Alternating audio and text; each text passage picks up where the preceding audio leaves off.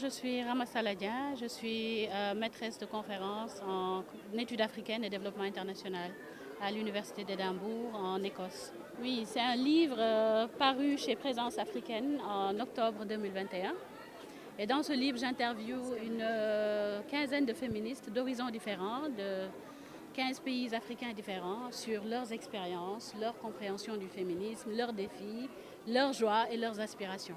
Je pense que c'était important que ces histoires viennent d'elles-mêmes, parce que souvent, ce qui se passe, c'est qu'on parle à la place des féministes. Donc il était important que ces féministes montrent qu'il est possible de réconcilier leurs identités africaines et leurs identités de femmes et de féministes. Exactement. Le recueil est sous-titré « Une histoire décoloniale » pour montrer que ces histoires prennent leur origine de différents continents, de différents contextes africains. Que ce n'est ni importé, ni imposé, que ces féministes ont fait le choix d'embrasser l'idéologie féministe et qu'il n'y a aucune imposition externe. Donc c'était important en fait de dire, que ces féministes disent par elles-mêmes, de montrer que c'est possible de réconcilier ces différentes identités. Il y a par ailleurs une interview avec Ndede Bossek, qui est journaliste sénégalaise, qui dit qu'il est possible d'être lébou, musulmane, féministe et que voilà, tant bien que mal, elle réussit à concilier ses identités. Et le plus important, c'est qu'elle vit en milieu rural. Donc dire que ce n'est pas seulement les jeunes urbaines riches, etc., que le féminisme appartient à tout le monde et qu'on peut se l'approprier. Justement pas, et c'est la raison de ce recueil d'entretien, c'est de montrer la diversité des féminismes, et c'est au pluriel, de dire qu'il n'y a pas un féminisme africain, qu'il y a autant de féminisme que de féministes, qu'il y a autant de compréhension du féminisme que de féministes.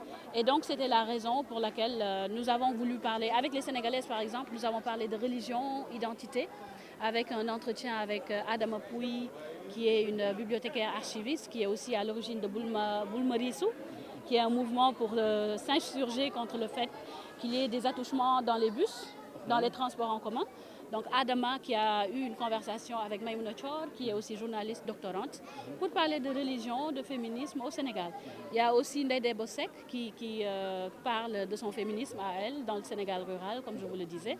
Et moi-même qui suis aussi sénégalaise, même si je vis dans la diaspora, je pense que c'était important d'avoir toutes ces histoires qui se rejoignent pour former une mosaïque en fait de féminisme. Voilà, je pense que c'est intéressant comme un legs à la nouvelle génération, qu'elle puisse avoir un référentiel.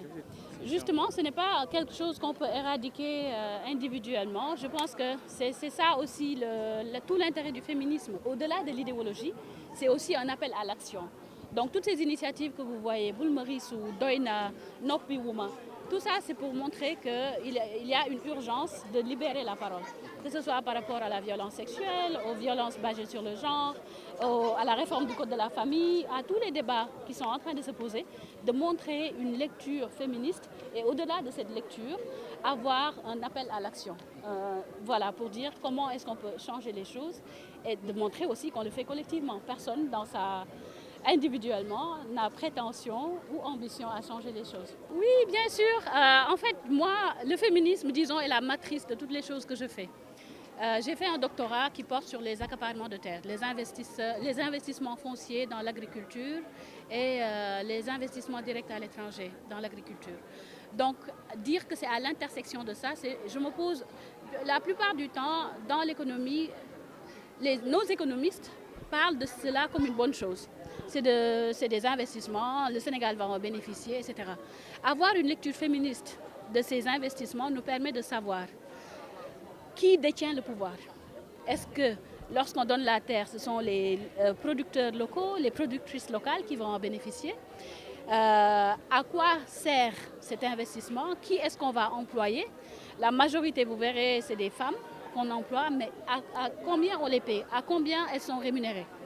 Les conditions de travail, de longues heures de labeur, et pour quel prix?